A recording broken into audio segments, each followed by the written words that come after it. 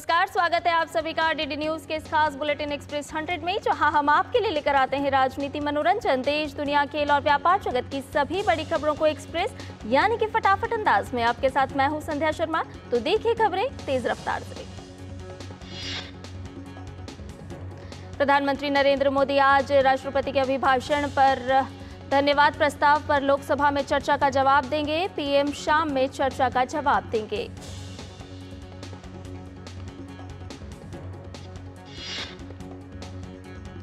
लोकसभा में राष्ट्रपति के अभिभाषण पर धन्यवाद प्रस्ताव पर आज भी चर्चा रहेगी जारी। कल रात 12 बजे तक चर्चा चली।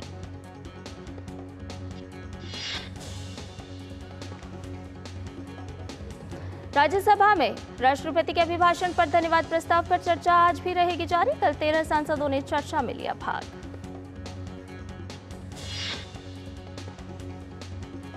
लोकसभा में नेता प्रतिपक्ष राहुल गांधी अपने पहले ही भाषण में विशेष समुदाय पर दिए गए बयान पर घिरे। बयान की चौतरफा हो रही है निंदा।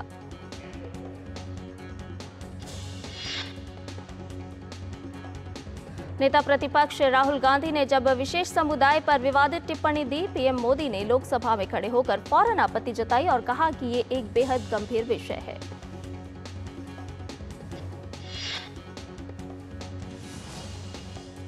गृह मंत्री अमित शाह ने नेता प्रतिपक्ष राहुल गांधी से विशेष समुदाय पर दिए गए बयान पर माफी मांगने को कहा। साथ ही उन्होंने इस्लाम में अभय मुद्रा पर एक बार वो इस्लामिक विद्वानों की राय लेने की सलाह भी दी।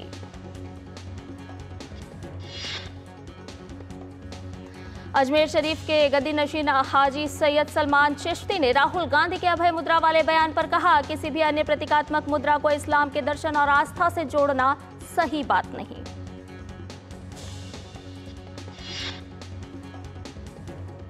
राहुल गांधी के बयान से नाराज हुए सैयद नसीरुद्दीन चिश्ती, कहा इसका खंडन करता हूं। उन्होंने कहा कि राहुल गांधी को अपना बयान सुधारना चाहिए।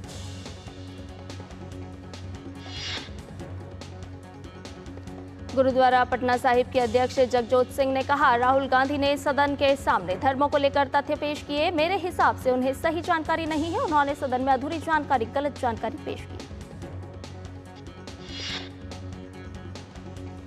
राहुल गांधी के विशेष समुदाय पर दिए गए बयान पर जूना अखाड़ा के आचार्य स्वामी अवधेशानंद गिरी ने कहा, यह कहना कि वे नफरत फैलाते हैं ठीक नहीं है। उन्हें इसके लिए माफी मांगनी चाहिए।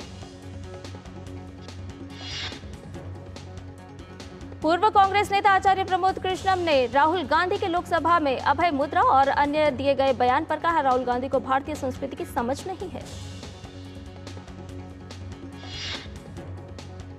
यूपी के सीएम योगी आदित्यनाथ ने कहा कि राहुल गांधी का बयान झूठ का एक पुलिंदा है। उत्तर प्रदेश और श्री अयोध्या धाम को बदनाम करने की साजिश है।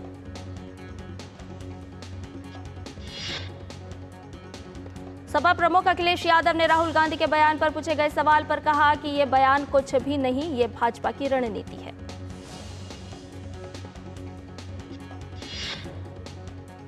इंडिया संसदीय दल की बैठक आज। पीएम मोदी के नेतृत्व में होगी बैठक। लगातार तीसरी बार जनादेश हासिल करने के बाद प्रधानमंत्री नरेंद्र मोदी का किया जाएगा अभिनंदन।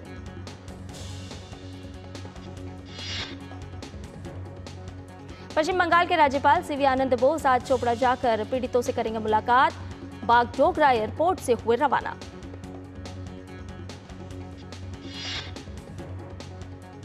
पश्चिम बंगाल के राज्यपाल सीवी आनंद बोस राज्य के कानून व्यवस्था पर भड़के। उत्तरी दिनाजपुर में सरेआम छड़ी से पीटने की घटना पर बंगाल सरकार से मांगी रिपोर्ट। भाजपा प्रवक्ता शहजाद पूनावाला ने चोपड़ा में सरेआम पिटाई पर टीएमसी विधायक हमीदुल रहमान के बयान पर जताई आपत्ति। रहमान ने कहा था कि इस्लामी राष्ट्रों में ऐसा होता रहता है। भाजपा विधायक और पार्टी के चीफ व्हिप शंकर घोष ने सिलीगुड़ी पुलिस थाना के प्रभारी को पत्र लिखकर चोपड़ा विधानसभा के विधायक हमीदुल रहमान के खिलाफ कानूनी कार्रवाई करने की मांग की है। हेड स्पीच के मामले में कार्रवाई की है मांग।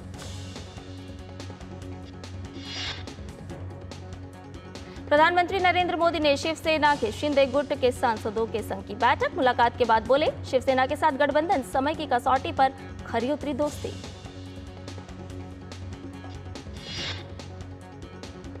प्रधानमंत्री नरेंद्र मोदी ने जनसेना पार्टी के सांसदों से मुलाकात की। उन्होंने पार्टी प्रमुख पवन कल्याण के जन सेवा की भी सराहना की।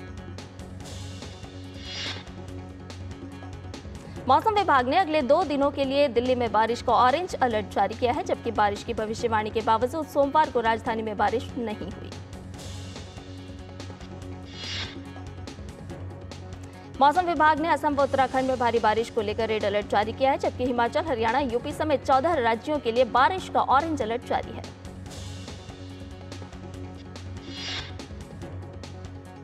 मुंबई के कई इलाकों में रात में हुई भारी बारिश के कारण कई जगहों पर हुआ जल जमाव।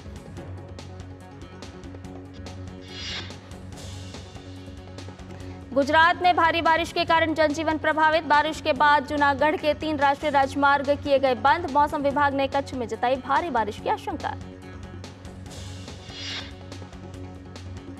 असम में भारी बारिश के कारण ब्रह्मपुत्र नदी उफान पर। 14 जिलों में करीब 2.5 लाख लोग प्रभावित। गोलाघाट जिले के कई हिस्से हुए जलमग्न। असम में बाढ़ की स्थिति को लेकर प्रधानमंत्री नरेंद्र मोदी ने राज्य के मुख्यमंत्री हेमंत बिस्वा शर्मा से बात कर हालात का लिया जायजा। अमरनाथ यात्रा को लेकर शिव भक्तों में भारी उत्साह। पिछले 3 दिन में 51,000 श्रद्धालुओं ने अमरनाथ गुफा में भगवान शिव के दर्शन किए। अमरनाथ जी श्राइन बोर्ड के रामबन स्थित चंद्रकोट यात्री निवास को तिरंगे रंग की रोशनी से जगमग किया गया है। पुणे शहर में जिका वायरस के 6 मामले सामने आए। इनमें 2 गर्भवती महिलाएं भी शामिल हैं। मामले को देखते हुए पुणे नगर निगम के स्वास्थ्य विभाग ने निगरानी शुरू की है।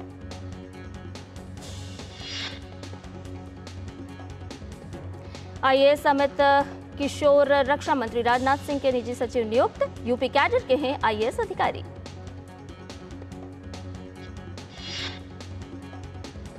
महाराष्ट्र विधान परिषद के 4 निर्वाचन क्षेत्र में 26 जून को हुए द्विवार्षिक चुनाव में शिवसेना उद्धव बालासाहेब ठाकरे ने मुंबई स्नातक और मुंबई शिक्षक सीट पर जीत हासिल की, जबकि भारतीय जनता पार्टी यानी कि भाजपा कोंकण स्नातक सीट पर विजयी रही।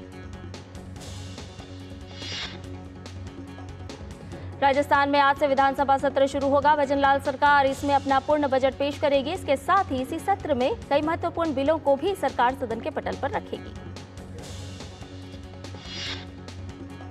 मध्य प्रदेश में नर्सिंग घोटाले पर कांग्रेस आज से सत्याग्रह करने जा रही है। सत्याग्रह में युवा कांग्रेस के प्रदेश भर के कार्यकर्ता शामिल होंगे। आंध्र प्रदेश के उप मुख्यमंत्री पवन कल्याण ने राज्य की खराब आर्थिक स्थिति को देखते हुए वेतन और अपने कार्यालय के लिए नया फर्नीचर सहित कोई भी विशेष भत्ता लेने से इनकार किया। उत्तर प्रदेश में विधान परिषद उपचुनाव के लिए भाजपा ने बहुरन लाल मौर्य को उम्मीदवार बनाया। 12 जुलाई को होनी है वोटिंग। महाराष्ट्र में विधान परिषद के चुनाव के लिए भाजपा ने 5 उम्मीदवारों के नामों की घोषणा की। भाजपा ने पंकजा मुंडे, योगेश तिलेकर, परिणय फुके, अमित गोरखे और सदाभाऊ खोत को बनाया उम्मीदवार। जालंधर में सहायक प्रोफेसर आज पंजाब के मुख्यमंत्री भगवंत मान के घर के बाहर अपनी मांगों को लेकर करेंगे प्रदर्शन। सरकारी कॉलेजों में नियुक्ति का है मामला।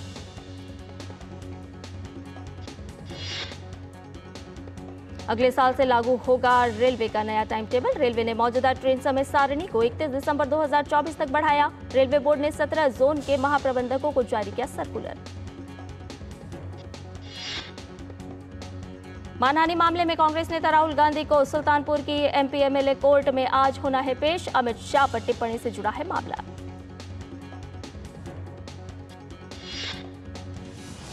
दिल्ली हाईकोर्ट मुख्यमंत्री अरविंद केजरीवाल की सीबीआई की ओर से गिरफ्तार करने और ट्रायल कोर्ट के सीबीआई हिरासत के आदेश को चुनौती देने वाली याचिका पर आज सुनवाई करेगा। देश के प्रधान न्यायाधीश डीवाई चंद्रचूड़ आज रोहिणी शास्त्री पार्क कड़कड़डूमा की अदालतों के निर्माण की आधारशिला रखेंगे। कड़कड़डूमा कोर्ट परिसर से रखेंगे आधारशिला।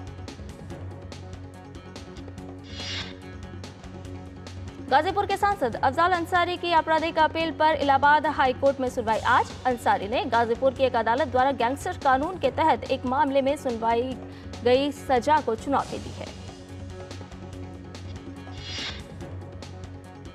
बारामूला से सांसद इंजीनियर शेख अब्दुल रशीद को राष्ट्रीय जांच एजेंसी ने सांसद पद के लिए शपथ लेने पर सहमति दी। दिल्ली की अदालत इस पर अपना फैसला आज सुनाएगी।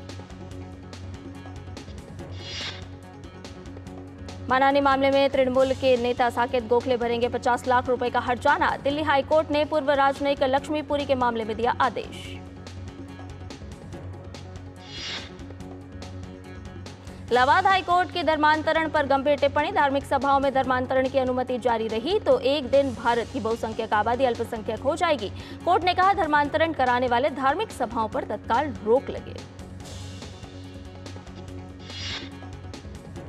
नीट के 5 अभ्यर्थियों ने सुप्रीम कोर्ट में याचिका दायर करके परीक्षा में मिली शिकायतों को दूर करने के लिए सभी ओएमआर शीट का पुनर्मूल्यांकन कराए जाने की मांग की है। याचिका में परीक्षा रद्द करके दोबारा कराए जाने का विरोध किया गया है। झारखंड हाईकोर्ट ने राज्य सरकार से मौखिक तौर पर पूछा कि वह राज्य में सूचना आयोग, मानवाधिकार आयोग, लोकायुक्त सहित 12 संवैधानिक संस्थाओं में प्रमुख पदों पर नियुक्ति के मामले में कछुआ चाल से क्यों चल रही है। मध्य प्रदेश के अलीराजपुर में एक ही परिवार के 5 लोगों के फंदे से लटकने के मामले की जांच के लिए एसआईटी गठित। मृतकों में 3 बच्चे भी थे शामिल। ईडी ने कोयला लिंकेज घोटाले के जरिए मनी लॉन्ड्रिंग के आरोपी हजारीबाग निवासी कारोबारी इजहार अंसारी की 62 संपत्तियों को अस्थायी तौर पर जब्त कर लिया है। एजेंसी ने यह कार्रवाई कल की है। सीबीआई ने बर्खास्त सिपाही और 9 अन्य के खिलाफ फर्जी नौकरी गिरोह मामले में प्राथमिकी दर्ज की। सीबीआई ने मास्टरमाइंड सिपाही का अधिकारियों से मिली भगत का आरोप लगाया है। और बुलेटिन में फिलहाल रुकने एक छोटे से ब्रेक के लिए जल्द हाजिर होंगे। आप बने रहिए डीडी न्यूज के साथ। बात जब पीढ़ियों के लिए बनने वाले घर की हो तो जिम्मेदारी बड़ी हो जाती है। गैलेंट समझता है ये जिम्मेदारी। अब डबल एम रिब्स के साथ गैलेंट एडवांस टीएमटी रीबार निर्माण का रियल हीरो। ये डाउट बहुत ही अमेजिंग चीज है, काम आसान कर देती है। अब जिस पे भी डाउट है वो तो ऑटोमेटिकली आउट है। लेकिन मुथूट फाइनेंस से गोल्ड लोन लेते हुए कोई डाउट नहीं है, क्योंकि यहाँ है पूरी ट्रांसपेरेंसी, 100% भरोसा और सुरक्षा। तभी तो मुथूट फाइनेंस है भरोसा इंडिया का, इंडिया का number 1 most trusted financial services brand. तो गोल्ड लोन लेने के लिए कॉल करें 1-800-313-1212। और ब्रेक के बाद एक्सप्रेस 100 में आपका एक बार फिर से स्वागत है। ये बाकी की खबरों को भी जान लेते हैं फटाफट अंदाज में। जीएसटी संग्रह में तेजी का सिलसिला जारी। इस साल जून में जीएसटी संग्रह 1.74 लाख करोड़ रुपए रहा, जो पिछले साल जून के मुकाबले 8% अधिक है। आरबीआई ने कहा कि उसने 4 आसियान देशों के साथ प्रोजेक्ट नेक्सस ज्वाइन किया है। इसके तहत क्रॉस बॉर्डर रिटेल पेमेंट के इंस्टेंट सेटलमेंट के लिए प्लेटफॉर्म बनाया जाएगा। आरबीआई ने कहा कि बीआईएस के इनोवेशन हब द्वारा परिकल्पित नेक्सस का उद्देश्य भारत के यूपीआई को आसियान सदस्यों मलेशिया, फिलीपींस, सिंगापुर और थाईलैंड की तेज भुगतान प्रणालियों से जोड़ना है। ग्रेटर नोएडा प्राधिकरण ने 5 बिल्डर भूखंडों की योजना लॉन्च की। इस स्कीम के ब्रोशर डाउनलोड करने और पंजीकरण की सुविधा आज से शुरू हो जाएगी। इन 5 भूखंडों के आवंटन से ग्रेटर नोएडा प्राधिकरण को रिजर्व प्राइस के आधार पर करीब 500 करोड़ रुपए मिलने की उम्मीद है। यह आवंटन ई ऑक्शन के जरिए होगा। भूखंडों के आवंटन होने पर 8000 नए फ्लैट बन सकेंगे। पूर्व मध्य रेलवे ने वित्तीय वर्ष 2024-25 की प्रथम तिमाही में रिकॉर्ड 51.61 मिलियन टन का माल लदान किया है, जो पिछले वित्तीय वर्ष की तुलना में 7.12% ज्यादा है। पूर्व मध्य रेलवे भारतीय रेल के सभी क्षेत्रीय रेलों में प्रथम तिमाही में किए गए माल लदान के मामले में चौथे स्थान पर रहा। धनबाद मंडल द्वारा वित्तीय वर्ष 2024-25 की प्रथम तिमाही में रिकॉर्ड 48.71 मिलियन टन का लदान किया गया, जो पिछले वित्तीय वर्ष की तुलना में 5.82% ज्यादा है। रेटिंग एजेंसी केयर रेटिंग ने जारी अपनी रिपोर्ट में कहा कि 2.5 साल बाद दूरसंचार कंपनियों ने मोबाइल टैरिफ में 20% तक की बढ़ोतरी की। इससे इनके कर पूर्व लाभ में हो सकती है 22 से 20% तक की वृद्धि। केयर एजेंसी ने कहा, एआरपीयू में हर 1 रुपए की वृद्धि से दूरसंचार उद्योग का कर पूर्व लाभ 1000 करोड़ रुपए तक बढ़ सकता है। साथ ही कंपनियों के कर्ज में भी कमी आएगी। फॉक्सकॉन इंडिया की ओर से तमिलनाडु के श्री पेरम्बदूर स्थित अपने आईफोन असेंबली प्लांट में विवाहित महिलाओं को नौकरी नहीं दिए जाने की खबरों पर संज्ञान लेते हुए एनएचआरसी ने केंद्र और राज्य सरकार को नोटिस जारी किया है। राष्ट्रीय मानवाधिकार आयोग ने कहा कि अगर मीडिया की खबरें सही है तो यह विवाहित महिलाओं से भेदभाव का गंभीर मुद्दा है। इससे समानता और समान अवसर के अधिकार का उल्लंघन होता है। सरकारी स्वामित्व वाली कोल इंडिया लिमिटेड का कोयला उत्पादन चालू वित्त वर्ष की पहली तिमाही में 8% बढ़कर 18.93 करोड़ टन रहा। भीषण गर्मी के चलते देश में बिजली की रिकॉर्ड खपत जारी। जून में बिजली की खपत सालाना आधार पर करीब 9% बढ़कर 152.38 अरब यूनिट रही। मार्केट रेगुलेटर सेबी ने 4 कंपनियों के आईपीओ को मंजूरी दी है। इन कंपनियों ने Brainbees solutions, Unicommerce e solutions, Interarch building products और गाला प्रिसिजन इंजीनियरिंग शामिल है। नीवा बुपा हेल्थ इंश्योरेंस ने आईपीओ के जरिए 3000 करोड़ रुपए जुटाने के लिए बाजार नियामक के पास विवरणिका का मसौदा जमा कराया।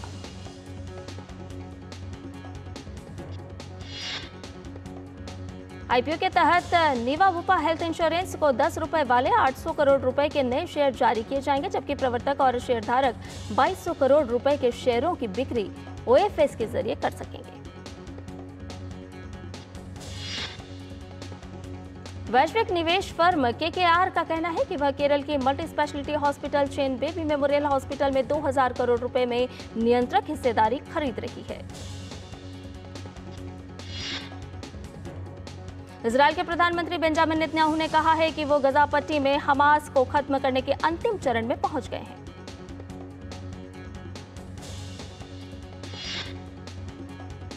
इजरायली रक्षा बलों ने पूर्वी खान यूनिस के नागरिकों को बड़े पैमाने पर निकालने का आदेश दिया। इससे यह संकेत मिलता है कि सेना जल्द ही दक्षिणी गजा शहर में अपने हमले फिर से शुरू कर सकती है। अमेरिकी सुप्रीम कोर्ट ने निचली अदालतों को रिपब्लिकन समर्थित राज्य के 2 कानूनों की समीक्षा करने का आदेश दिया है, जिन्होंने सोशल मीडिया कंपनियों के कंटेंट को नियंत्रित करने के लिए उन पर प्रतिबंध लगाए थे। टेक उद्योग व्यापार समूह ने सुप्रीम कोर्ट के फैसले का स्वागत किया है। टेक उद्योग व्यापार समूह ने फ्लोरिडा और टेक्सास में रूढ़िवादी रिपब्लिकन सांसदों द्वारा 2021 में पारित कानूनों को कोर्ट में चुनौती दी थी। पाकिस्तान के रावलकोट जेल से 18 खतरनाक कैदी फरार हो गए हैं। भागते समय एक कैदी की गोली लगने से मौत हो गई। अधिकारियों ने बताया कि फरार कैदियों में से 6 को मौत की सजा सुनाई गई थी। घटना उस समय हुई जब एक कैदी ने सुरक्षाकर्मी को पिस्तौल का भय दिखाकर जेल की चाबियां छीन ली। पश्चिम जर्मनी के बोखुम शहर के एक कैफे में एसिड हमले में कई लोग घायल हो गए। संदिग्ध व्यक्तियों को घटनास्थल से भागने के बाद गिरफ्तार कर लिया गया।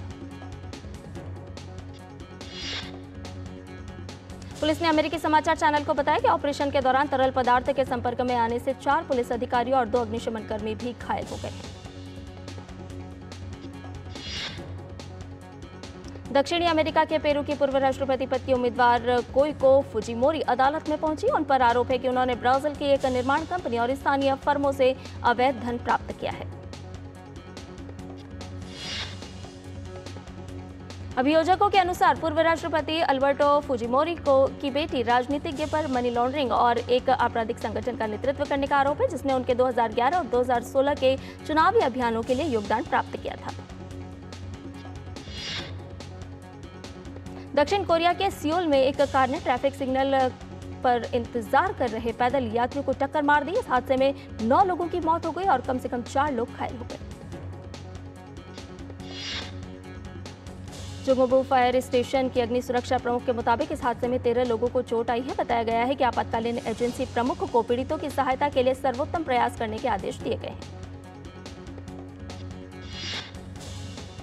उत्तर अमेरिका के मैक्सिको में उष्णकटिबंधीय तूफान क्रिस के कारण हुआ भूस्खलन, जिससे कम से कम 100 घर, 10 वाहन और कुछ मोटरसाइकिल क्षतिग्रस्त हो गई। अमेरिकी राष्ट्रीय तूफान केंद्र ने कहा कि यह 32 किलोमीटर प्रति घंटे की गति से पश्चिम उत्तर पश्चिम की ओर बढ़ रहा है और 3 जुलाई तक मध्य कैरिबियन के सबसे अधिक आबादी वाले द्वीपों को पार करने का अनुमान है, क्योंकि यह मैक्सिको की खाड़ी की ओर बढ़ रहा है। अंडर 23 एशियाई कुश्ती चैंपियनशिप में भारतीय पहलवानों ने 4 स्वर्ण, 2 रजत और 2 कांस्य पदक के साथ कुल 8 पदक जीतकर शीर्ष पर रहते हुए अपने अभियान को समाप्त किया। इस प्रतियोगिता में युवा पहलवान अभिमन्यु, जोंटी कुमार, साहिल जागलान और अनिरुद्ध कुमार ने स्वर्ण पदक, रोहित और जयदीप ने रजत पदक जीता, जबकि शुभम और अमित कांस्य पदक अपने नाम करने में सफल रहे। पूर्व विश्व चैंपियन विश्वनाथन आनंद ने 10वीं बार लियोन मास्टर्स का खिताब जीत लिया है। आनंद ने फाइनल में स्पेन के जैमे सैंटोस लटासा को 3-1 से हराने में सफलता पाई। भारत के स्टार भाला फेंक एथलीट नीरज चोपड़ा इस हफ्ते से शुरू हो रही पेरिस डायमंड लीग में भाग नहीं लेंगे। ओलंपिक और विश्व चैंपियन नीरज चोपड़ा जांघ की मांसपेशी में परेशानी की वजह से पेरिस डायमंड लीग से नाम वापस लेने का फैसला लिया है। भारतीय महिला क्रिकेट टीम ने एकमात्र टेस्ट मैच में दक्षिण अफ्रीका को 10 विकेट से हरा दिया है। मैच के अंतिम दिन दक्षिण अफ्रीका की टीम दूसरी पारी में 373 रन बनाकर आउट हो गई। जीत के लिए मिले 37 रन का लक्ष्य रखा। शेफाली वर्मा और शुभा सतीश ने बगैर कोई विकेट गंवाए हासिल कर लिया। पुर्तगाल ने यूरो कप के क्वार्टर फाइनल में प्रवेश कर लिया है। सोमवार को खेले गए रोमांचक मुकाबले में पुर्तगाल ने पेनल्टी शूटआउट में स्लोवेनिया पर जीत के साथ अंतिम 8 में प्रवेश किया। पेनल्टी शूटआउट में गए मैच को पुर्तगाल ने 3-0 के अंतर से अपने नाम कर लिया। यूरो कप में ही खेले गए एक अन्य मैच में फ्रांस ने बेल्जियम पर जीत के साथ क्वार्टर फाइनल में अपनी जगह पक्की कर ली। कड़े मैच के बीच दूसरे हाफ के 85वें मिनट में बेल्जियम के जैन वर्टेगन ने आत्मघाती गोल ने फ्रांस की जीत पक्की कर दी। स्पेन के गत चैंपियन कार्लोस अल्कराज ने वर्ष के तीसरे ग्रैंड स्लैम विंबलडन में जीत के साथ अपने अभियान का आगाज किया। अल्कराज ने पहले दौर में मार्को लाजल को सीधे सेटों में हराकर अगले दौर में प्रवेश करने में सफलता पाई। वहीं इटली के यानिक सिनर ने भी विंबलडन में पहले दौर की बाधा पर पार करने में सफलता हासिल की। अपने शुरुआती मैच में सिनर ने जर्मनी के खिलाड़ी को हराया। पुरुष एकल वर्ग में ही खेले गए एक अन्य मैच में 5वीं वरीयता प्राप्त डैनियल मेदवेदेव ने अलेक्जेंडर कोवासिक को हराकर अगले दौर में अपनी जगह पक्की कर ली है। विंबलडन के पहले दौर में ही खेले गए एक अन्य पुरुष एकल मैच में 8वीं वरीयता प्राप्त कैस्पर रूड ने एलेक्स बोल्ट को हराकर अगले दौर में प्रवेश किया। भारत के सुमित नागल को विंबलडन के पहले दौर में हार झेलनी पड़ी। प्रतियोगिता के पहले ही दौर में सुमित नागल को सर्बिया के मियोमिर हराकर अगले दौर में प्रवेश कर लिया। वहीं विंबलडन के महिला एकल में मारिया सक्कारी ने जीत से अपने अभियान की शुरुआत की। सक्कारी ने अपने शुरुआती मुकाबले में मर्काटिना कैसलर को आसानी से शिकस्त दी। विजय सेतुपति की फिल्म महाराजा ने पूरी दुनिया में धूम मचा रखी है। महाराजा पूरी दुनिया में 100 करोड़ रुपए कमाने वाली 2024 की पहली तमिल फिल्म बन गई है। कमल हासन ने हाल ही में रजनीकांत के साथ अपने समीकरण के बारे में खुलकर बात की और खुलासा किया कि क्या वे भविष्य में फिर से साथ काम कर सकते हैं। बॉलीवुड की टैलेंटेड अदाकारा कल्की केकलान जल्द ही तमिल फिल्म नसियापा में नजर आएंगी। अभिनेत्री इस फिल्म में एक वकील की भूमिका में नजर आएंगी।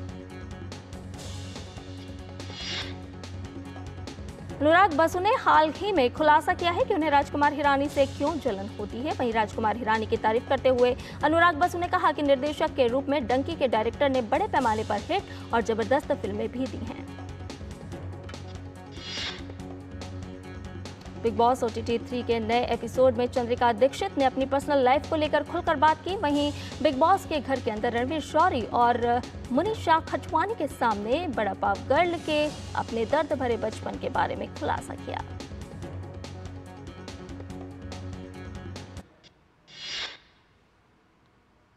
और इसके साथ ही एक्सप्रेस न्यूज में फिलहाल इतना ही। हमें दीजिए इजाजत, लेकिन DD न्यूज पर खबरों का सिलसिला लगातार जारी है। नमस्कार।